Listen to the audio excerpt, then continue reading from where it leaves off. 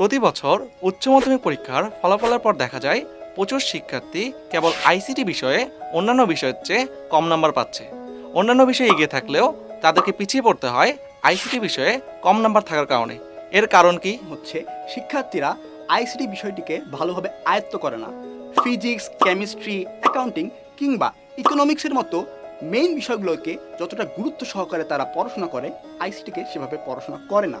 ধরেই নেয় পরীক্ষার আগে একদিন পড়াশোনা করেই তারা পরীক্ষায় ভালো করে ফেলবে। পরিণতি দ্বারাই ফেল কিংবা খারাপ জিপিএ। তাই এই ধারণা থেকে এখনই বেরিয়ে আসতে হবে এবং আইসিটি বিষয়ে নিজেকে দক্ষ করে তুলতে হবে। কি দক্ষতার কথা শুনেই ভয় পেয়ে গেছো? ভাবছো অনেক পড়াশোনা, অনেক পরিশ্রমের কাজ? না, একদমই নয়। ভালো নম্বর পেতে সারাদিন বই নিয়ে পড়ে থাকার কিন্তু দিন শেষ। কারণ পরীক্ষায় সর্বোচ্চ নাম্বার পেতে এখন থেকে তুমি শিখবে তোমার ইচ্ছে মতো, যখন খুশি তখন। কারণ তোমার সাথে রয়েছে দেশসেরা e learning platform Bright skill.